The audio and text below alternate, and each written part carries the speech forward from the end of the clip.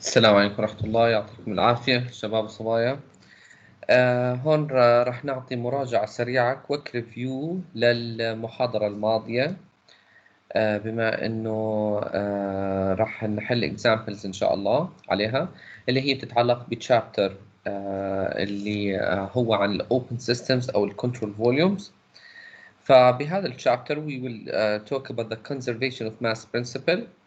راح نستذكر ال concepts of the mass flow rate and the volume flow rate. We will identify the total energy of a flowing fluid.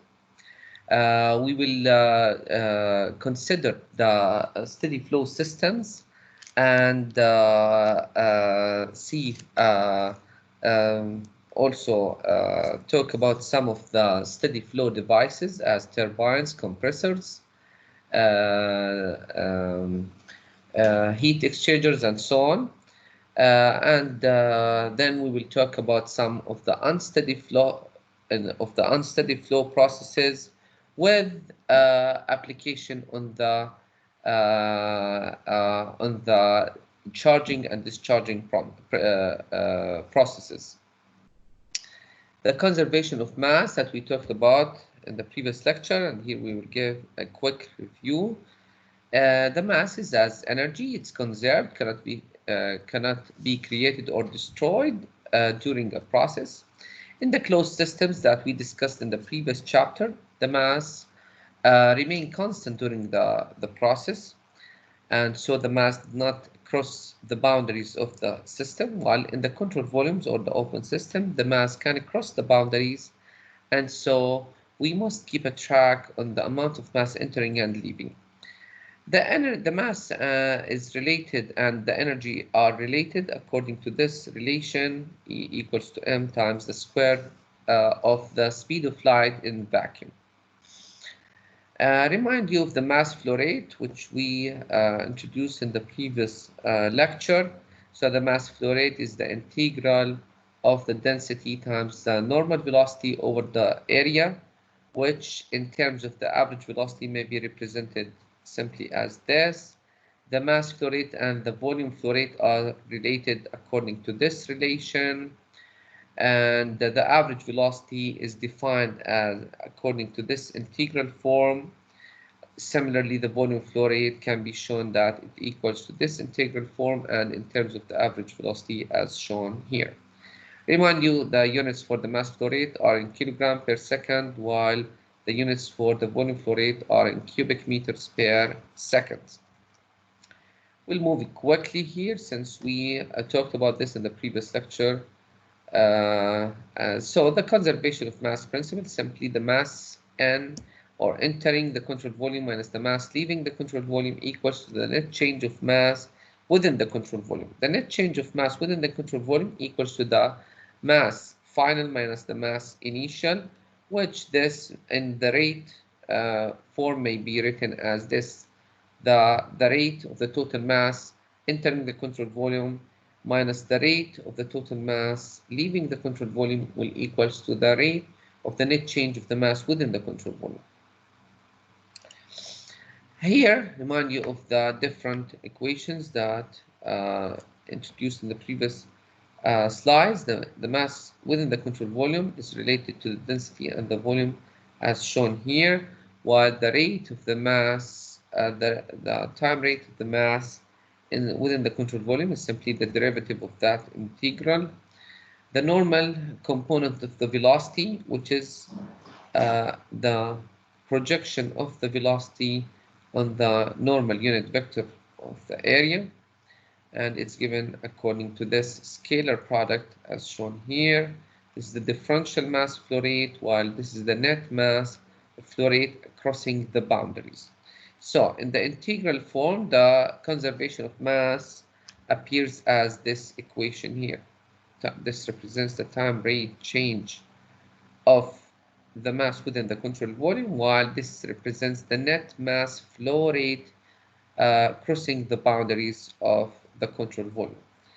If we have inlets and outlets ports, then this integral of the net mass flow rate will appear as summations as shown here, and also may be represented as this form here. If we have a single stream for steady flow processes, then this time rate change of the mass within the controlled volume will be 0, and so the conservation of mass equation reduces to the form that the summation of mass the summation of mass flow rate at the inlets equals to the summation of mass flow rate at the outlets. For single stream, that means one inlet and one outlet, then the summation notation disappear and it becomes as this. Remember that the mass flow rate equals to the density times the average velocity times the cross-sectional area. Now, if we have incompressible flow, that's as a special case, that means that the density remains constant, and so the conservation of mass principle reduces to the summation of the volume flow rates at the inlets equals to the summation of volume flow rates at the outlets. And for single stream, that means that the volume flow rate at the inlet equals to the volume flow rate at the outlet. Okay, there is no such thing as the conservation of volume principle, it's just the conservation of mass principle. The flow work and the energy flowing fluid, we already introduced the flow work in the previous chapters. The flow work is simply the pressure times the volume, and the specific flow work is the pressure times the specific volume. And where the flow work is measured in kilojoule units, while the specific flow work is measured in kilojoule per kilogram units. The total energy of a flowing fluid is simply the sum of the flow work plus the sum of the mechanical energies, which are simply the internal energy plus the kinetic energy plus the potential energy. So this is considered, the theta is considered the total energy of a flowing fluid.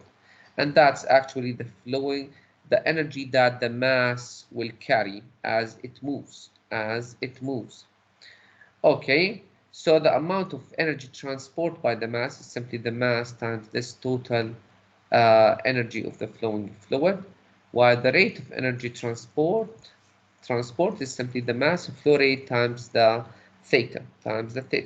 Remember that the theta is measured in kilojoule per kilogram units. So the energy of the mass is that's for some special cases where the kinetic and potential energies are negligible, then this is how the energy of the mass transport become, or the rate of energy transport by the mass. Okay, now applying this energy analysis on steady flow devices, remind you of the energy balance. Since we have steady flow, then we talked about the conservation of mass. Now about the energy analysis, that means since we have steady flow, this rate of change in the energies within the system becomes 0. And since we have steady flow, so this means that the energy transfer in the inlets will equal to the energy transfer at the outlets. The energy transfer at the inlets simply are the heat, the work, or the heat rate, the rate of work, which is the power, and the energy of the mass transport. Similarly at the outlet. Put the terms in their original form, bring the Q out to this side, the W out to this side, then the equation becomes in this form. Q dot minus W dot equals to the summation of energy transport by the mass at the outlets minus the summation of energy transport by the mass at the inlets. For single stream, the summation notation dropped and it becomes in this form. In specific energy form, simply we divide this form by the mass flow rate, and so we would get this form here. Remember that the small q is simply the specific heat, while the small w is simply the specific work.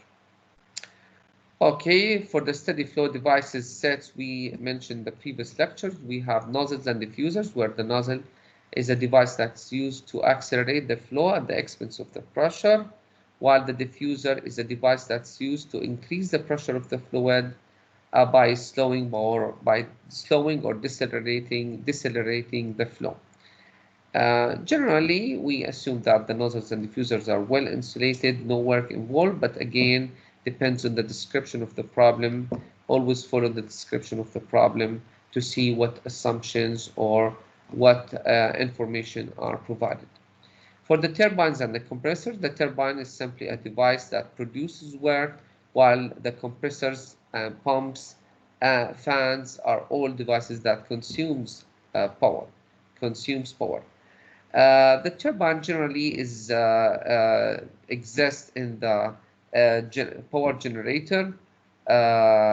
generators plants, and while the compressor pumps fans, the compressors is used with gases to increase the pressure of the gas, while the fan is not the main objective is to increase the pressure, but mainly to mobilize the gas, while pumps is principally just with liquids to increase the pressure of liquids. Okay, for the throttling valves, these are devices that simply cause significant pressure drop in the fluid by restricting the flow, and so cause significant pressure drop in the fluid. Here, the throttling valves include the following: adjustable valve, porous plug, or capillary tube. So, under some special conditions, they are well insulated. The change in kinetic potential energies are negligible. Besides, there is no work involved in these devices, restricting flow devices, so the energy balance equation reduces to the following form, where we assume that such process is called as enthalpic process, where the enthalpy remains constant through these devices. Okay, the mixing chambers are devices where multi-streams are mixed and result in a single stream at the outlets. Example of this is the shower, where cold water stream mixed with a hot water stream and results in a desired temperature stream that coming out from the shower. Okay, the heat exchangers are devices where two moving fluid streams exchange heat without mixing. As we mentioned in the previous lecture, the heat exchangers is a very wide topic, and here we will not talk about the types, the designs. We will talk just about the energy analysis and the mass analysis of the heat exchanger. For the mass analysis, obviously, since the two fluids will not mix, then we will have two mass conservation of mass equations for each fluid, while for the energy analysis, we may apply it for each stream, or we may apply it for both streams together. The last set of steady flow devices are the pipe and duct flow. They have many applications, especially as the ducts in the air conditioning units. So that's simply the pipes and ducts. Okay, for the unsteady flow processes, we will focus on the uniform flow process, where the flow properties do not change in the direction of the flow or the flow direction. Unsteady means that the properties do change with time, though. So we will have the applications on the, as we mentioned earlier, on charging and discharging processes. The mass balance for the unsteady flow processes, going back to the simple mass form, not the rate of mass. Here the I refers to the inlet, the E to the exit, the 2 and the 1 to the final and initial states respectively. while this is the energy analysis in its energy form, not rate of energy form. That's what usually used with the unsteady flow processes problems. So by this we gave a review to the previous lecture. Now we will move to solving examples. So now we will share the examples. Now we will share the examples. So here are the examples.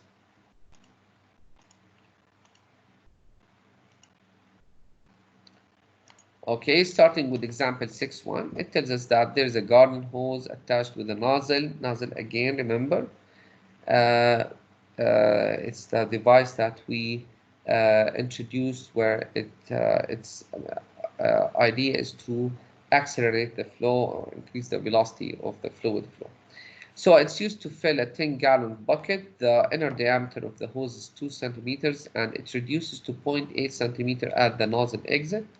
If it takes 50 seconds to fill the bucket with water, determine the volume and mass flow rate of water through the hose, the average velocity of water at the nozzle exit. Okay, so it tells us that it takes 50 seconds to fill the bucket with water, and it tells us as well what's the bucket capacity. It's 10 gallons. First of all, here we get the density of the water, and we assume it to be 1,000 kilogram per cubic meters. And then we get the volume flow rate, since now we have the volume, which is given, that's 10 gallons. Each gallon is equivalent to 3.7854 liters.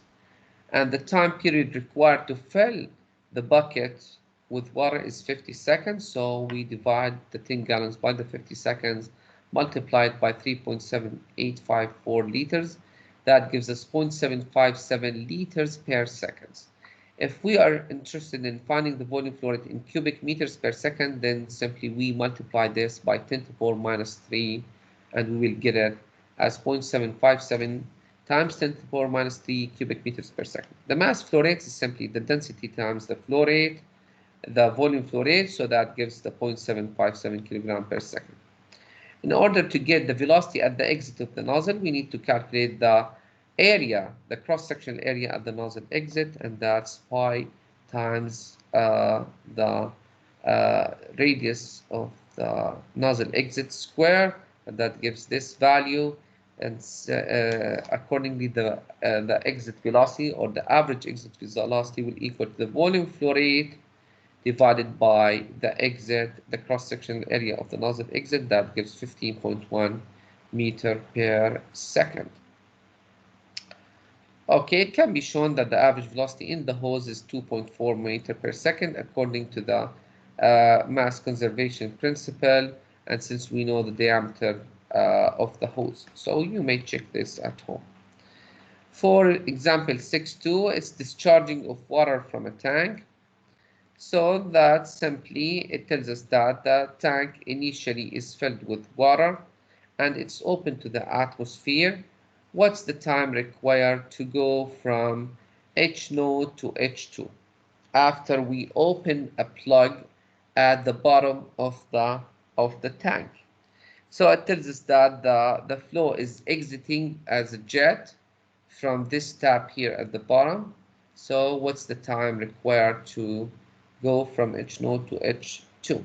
So we apply the mass conservation principle in its the mass conservation principle in its straight form. So that's mass flow rate at the inlet minus mass flow rate at the outlet equals to the time rate change of the mass within the control volume. Okay,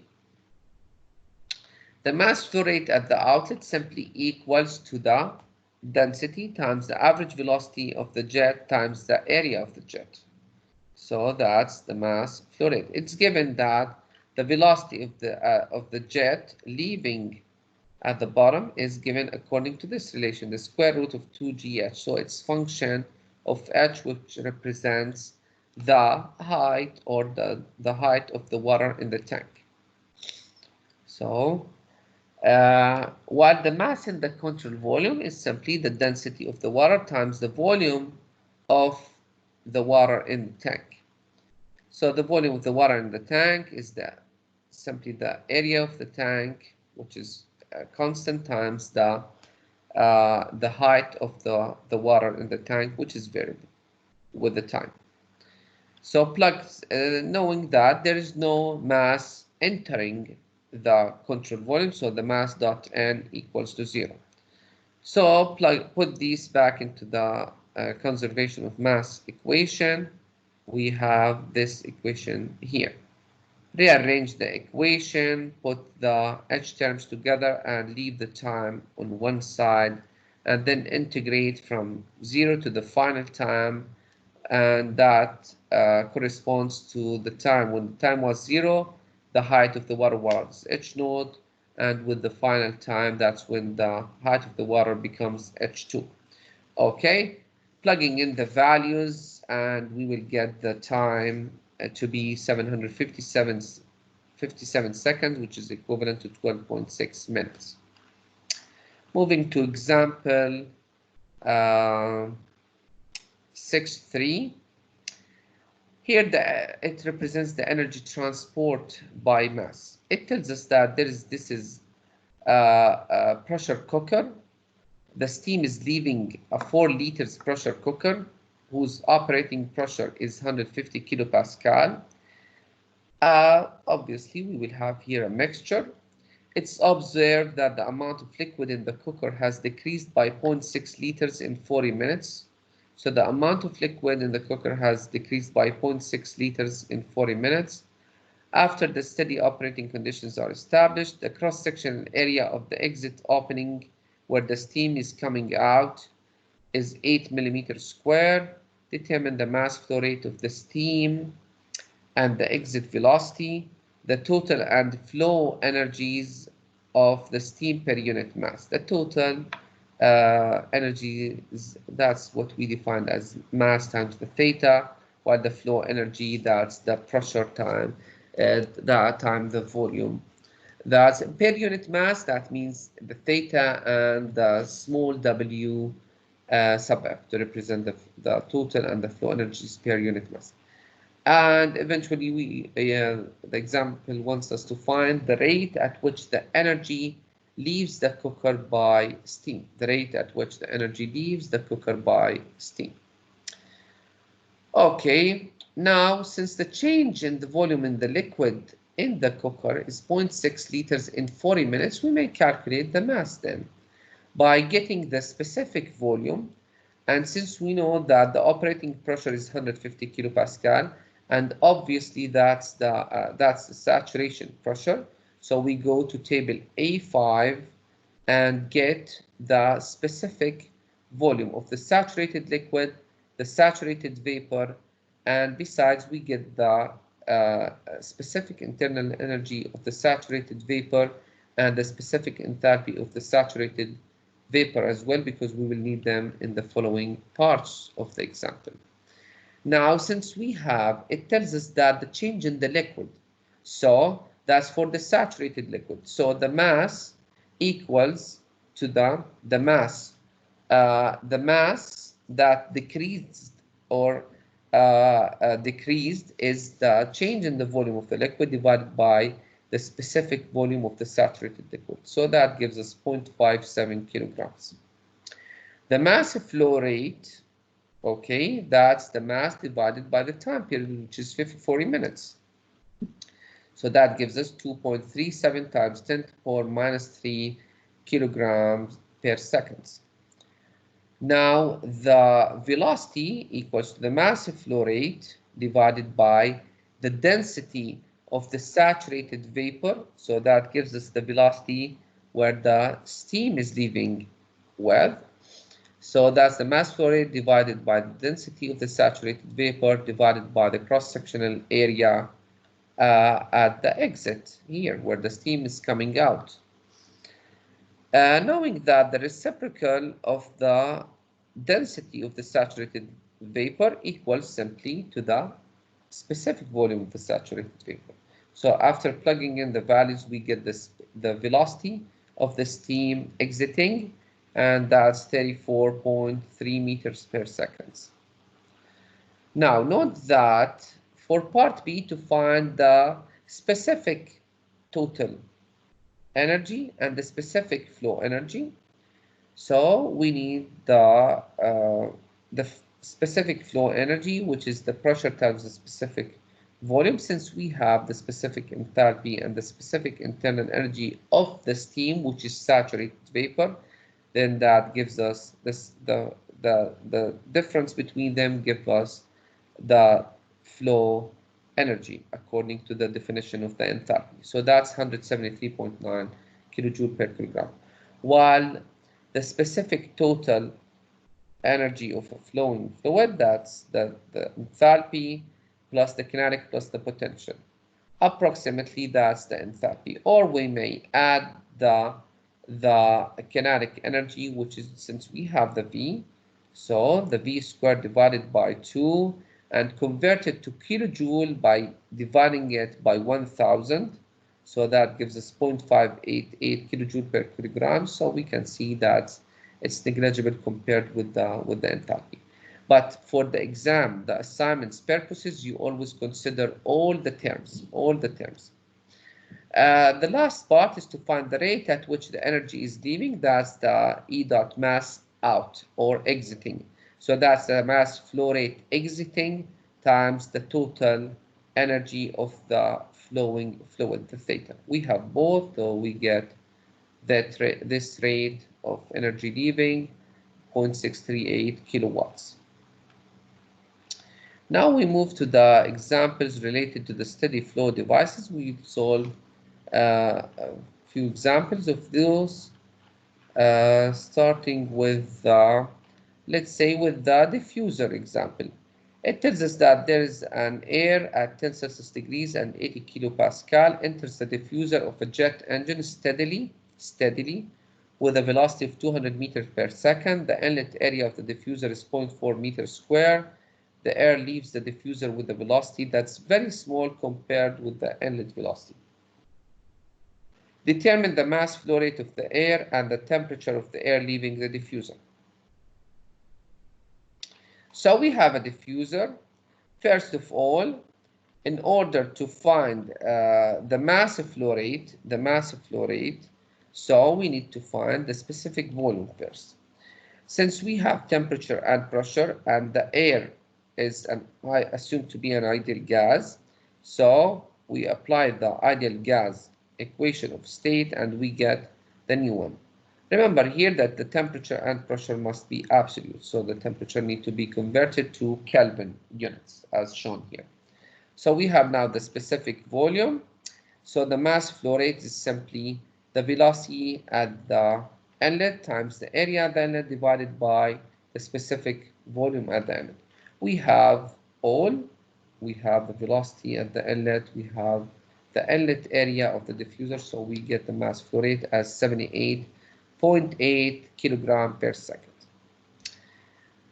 In part B, to find the final temperature or the temperature at the exit of the nozzle, we apply the energy balance equation. Since we have steady flow, we apply it in its rate of energy form. So this is a single stream device, so the E dot at the inlet equals to the E dot at the outlet, which happens to be only one inlet and one outlet, since it's a single stream device. So the mass flow rate is the same according to the conservation of mass equation. So since there is no it's not mentioned that we have any heat losses or heat gains, no power involved, and the diffuser, there is no change in the elevation, so all these terms are zeros. So this equation may be rearranged in this form. Since it's mentioned that the velocity at the exit is much less than the velocity at the inlet, so this V2 squared divided by 2 is negligible compared with the V1 square by 2 divided by 2. The H at the inlet, since we have the temperature, we go to table 821, the temperature of the air. We convert it first to Kelvin. We go to table 821. If interpolation is needed, we do interpolation. If the exact value is available, we get it from that table 821. And so plug in all the values. We get H2 as 303. We go back to table 821 and find the corresponding temperature, which is by interpolation, is found to be 303 Kelvin. Okay, we will leave this example of the nozzle to you guys to solve. For this example, we have compressing air by a compressor. It tells us that air at 100 kilopascal and 280 Kelvin is compressed steadily to 600 kilopascal and 400 Kelvin. The mass flow rate of the air is 0.02 kilogram per second, and the heat loss of 16 kilojoule per kilograms occurs during the process. Assuming the changes in kinetic and potential energies are negligible, determine the necessary power input to the compressor. So, the inlet conditions for the air and the outlet conditions are both provided. The mass flow rate as well is provided. It's mentioned that there is a heat loss, so we want to find what's the necessary power input to the compressor. We apply the energy balance in its rate of energy form. Again, this is steady flow process, so this term is 0. This is a single stream, so only one inlet, one outlet of the compressor. This is a sketch of the compressor, where this is the heat loss as specific heat loss. And this is the power required, which we want to evaluate. So W dot N plus M dot H1 equals to Q dot out plus M dot H2. Here, both the change in kinetic and the change in potential are negligible, since there is no information provided for kinetic or potential energies. The inlet power becomes in this form. So we have the mass flow rate, we have the specific heat loss. We need to find H1 and H2. We have both temperatures of the air at the inlet and the outlet. So from table 8.1, we get the enthalpies at the inlet and the outlet. Plugging them back into the equation, we calculate the input power required for the compressor to be 2.74 kilowatts.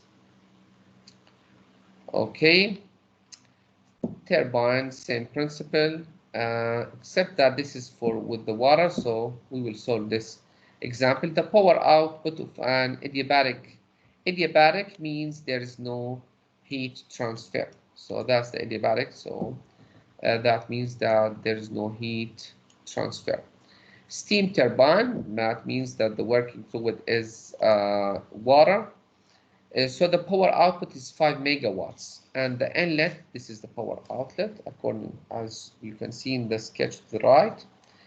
And the inlet and the exit conditions of the steam are as indicated in the figure to the right. So at the inlet, we have pressure, temperature, velocity, and elevation as well.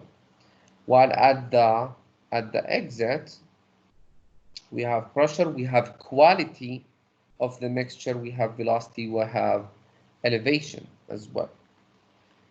Okay, this is a single stream device, only one inlet, one outlet. So first we want to compare the magnitudes of the change of enthalpy, change of kinetic energy, and change of potential energy.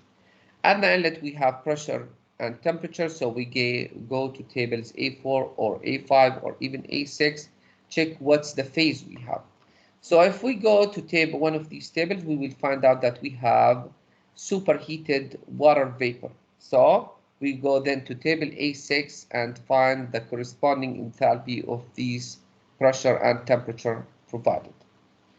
While at the turbine exit, it's mentioned that we have quality, so that means it's a mixture. It's a saturated liquid vapor mixture.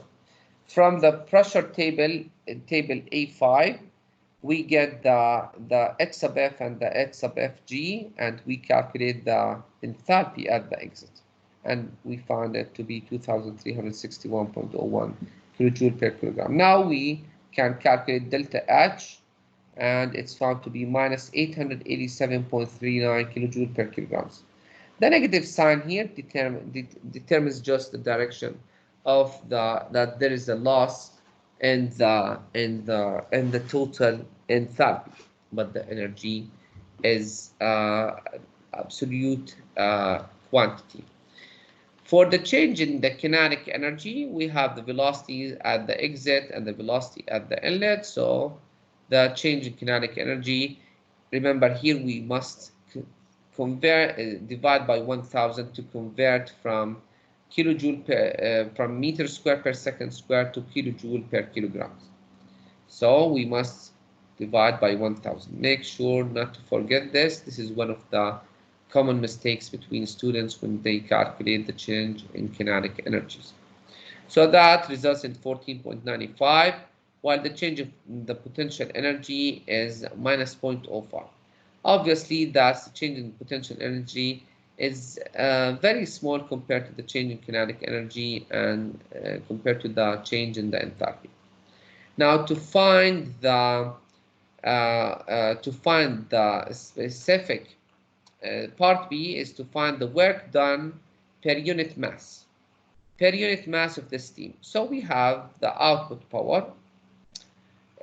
In order to find the work done per unit mass, we need to find the mass flow rate. So the mass flow rate, we apply the energy balance equation, and since it's an adiabatic steam turbine, there is no Q dot. Divide the whole equation by the mass flow rate, rearrange it, put it in this form.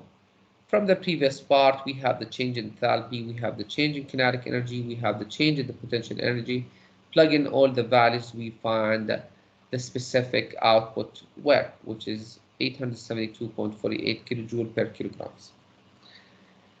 The last part is to find the required mass flow rate. So the required mass flow rate of the 5 megawatt power output. Now we have the output power. It's given in the problem description. That's 5 megawatt converted to kilowatts instead of megawatts. So that's 5,000 kilowatts. And the specific work is kilojoule per kilograms. So we divide the two. We have the mass flow rate is as 5.73 kilogram per second. Okay. I will leave this example of the throttling valve to you. It's the keyword here is throttled. But anyway, you simply apply the energy balance with whatever provided information in the description of the example. Okay, for this mixing chamber. Okay, in this mixing chamber, it's for a shower, same as the example we showed in the slides. It enters with a certain temperature here in the English unit, so check your SI version text box to see the corresponding SI units. Is mixed with cold water at a colder temperature if it's desired that a steady stream of warm water at a desired temperature to be supplied. We want to find the ratio of the mass flow rate of the hot to the cold water. Assume heat losses from the mixing chamber to be negligible and the mixing to take place at certain pressure. This means that all streams have, or the whole process is at this constant pressure. So now for each stream we have pressure and we have density. Pressure and temperature. So from the tables, the water tables, we can get the enthalpies, which we will need in the energy balance as shown in this equation here. First, the mass conservation or the mass balance results in the mass flow rate at the inlet plus the mass flow rate, the mass flow rate of the hot water plus the mass flow rate of the of the cold water equals to the mass flow rate of the water coming out from the shower. While the energy balance reduces to this form since there is no heat transfer, no power involved, the kinetic and potential energies are both negligible. Now, plug in the mass balance equation into the energy balance equation. We see it becomes in this form. Divide by the mass flow rate of the cold water and introduce a variable, let's call it y, where the y equals to m dot 1 divided by m dot 2. So that's the ratio between the mass flow rate of the hot to the cold waters. So this is the y that we want to find. H1, H2, H3 we may get from the water table since we have the temperature and pressure of each stream. And then solve explicitly for the y, we will find out that it equals to 2. So in order to have the stream at the desired temperature, we need twice as much of the mass flow rate from the hot water compared to the cold water. Okay, for this heat exchanger example, it tells us that refrigerant 134A is to be cooled by water. Notice here that both fluids will not mix, they are unmixed. What are the conditions of the refrigerant 134A? So the refrigerant 134A enters the condenser. The condenser is actually a heat exchanger. So the refrigerant enters the condenser with a mass flow rate of 6 kilogram per minute at 1 megapascal and 70 Celsius degrees and leaves at 35 Celsius degrees.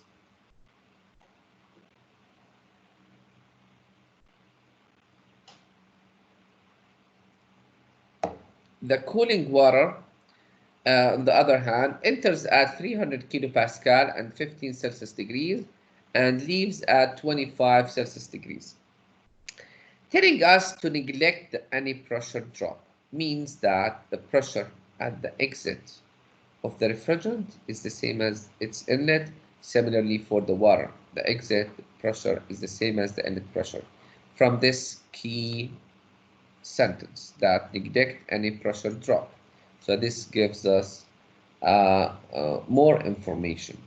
So always pay attention to the description of the problem. We want to determine the mass flow rate of the cooling water required and the heat transfer rate from the refrigerant to the water. Okay, in order to find the mass flow rate of the cooling water, if we apply the mass balance, notice here we have two mass balance equations, one for the water and one for the refrigerant. This means m dot 1 equals to m dot 2, where 1 and 2 represents the inlet and the exit of the water. That's while if m dot 3 equals to m dot 4 equals to m dot r, where the 3 and 4 represents the inlet and the exit of the refrigerant.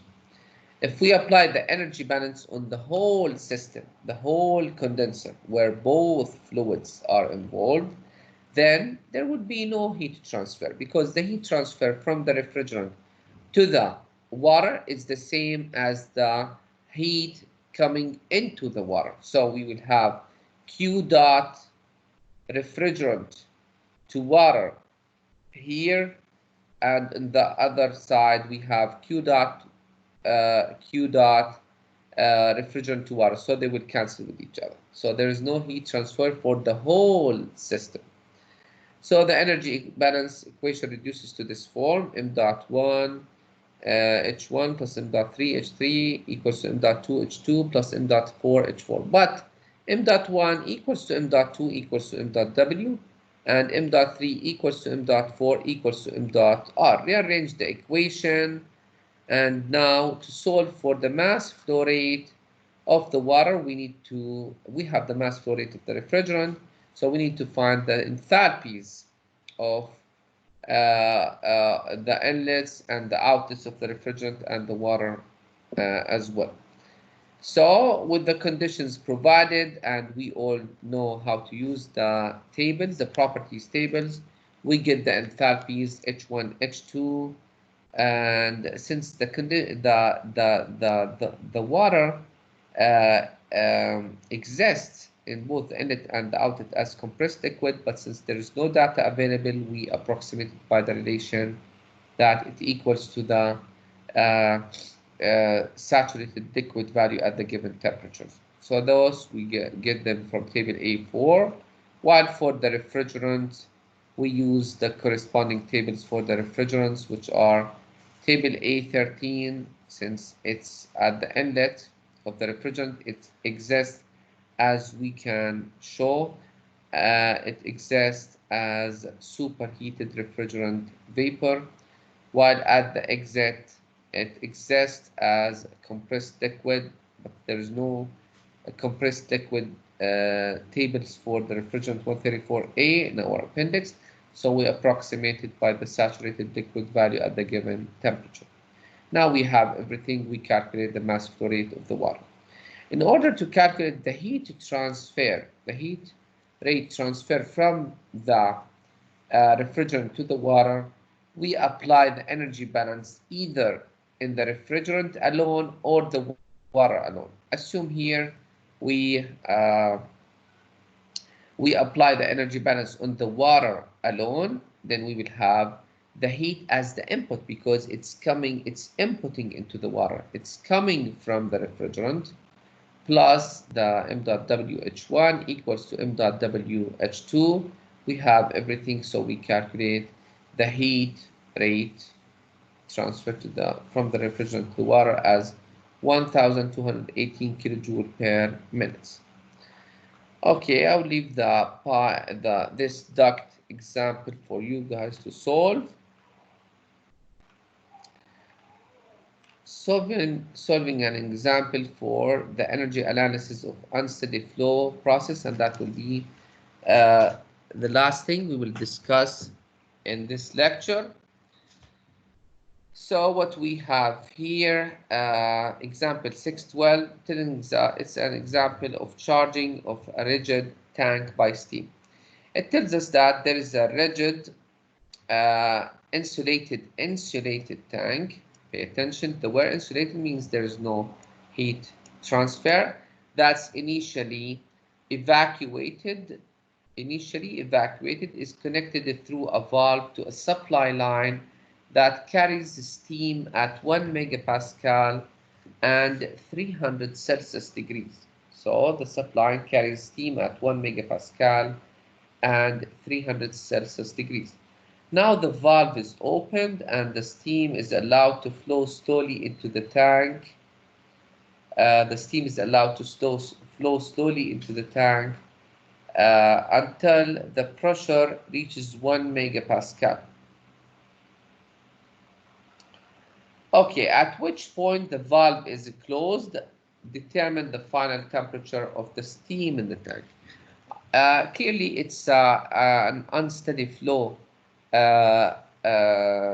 process, since it involves opening and closing valves. So, first of all, we have the following assumptions. Both kinetic potential energies are negligible. The change in the energies in the system is simply just a change in the internal energy. For the mass balance, the mass entering this is the problem, the sketch of the problem. First, when the valve is open, so here's the steam under these conditions, 1 megapascal, 300 Celsius degrees. So it's flowing into the rigid insulated tank. Okay, and this is this is our system. Now, if we apply the mass balance equation, the mass in minus the mass out equals to the change of the mass in the system. The mass n the mass n equals to the change of the mass in the system, the mass final minus the mass initial. Initially, it was evacuated. It's mentioned here. Initially evacuated, so there was no mass initially. So this is 0. Okay? And since there is no mass leaving, so it's only the mass n. So the mass n equals to m2, which is the final mass in the system, in the tank.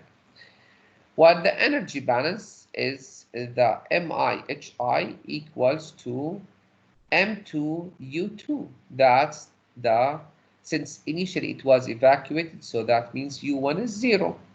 The final energy in the system is simply M2 times U2. No work, no heat, no kinetic, no potential energies, and the initial mass in the system is 0. So MIHI equals to M2U2. And since from the mass balance MI equals to M2, that means HI equals to U2. So for the initial flow, what we have the initial pressure, the initial temperature, and from those two conditions, we realize that we have superheated water vapor, and so we can get, we go to table A6 and get the enthalpy of the steam at the inlet state. Now, since HI equals to U2, that means we have U2, and the final pressure is the same as the steam pressure. So we have, again, we go to the table, the water tables, and we find the temperature, the final temperature of the steam to be 456.1 Celsius degrees. Okay, I will leave the discharging example, which is for, also an unsteady flow process. I will leave this example to you guys to solve. By this, we finish solving examples on the control volume systems or open systems. يعطيكم العافية جميعا. نراكم إن شاء الله بالnext lecture. يعطيكم العافية. السلام عليكم ورحمة الله وبركاته.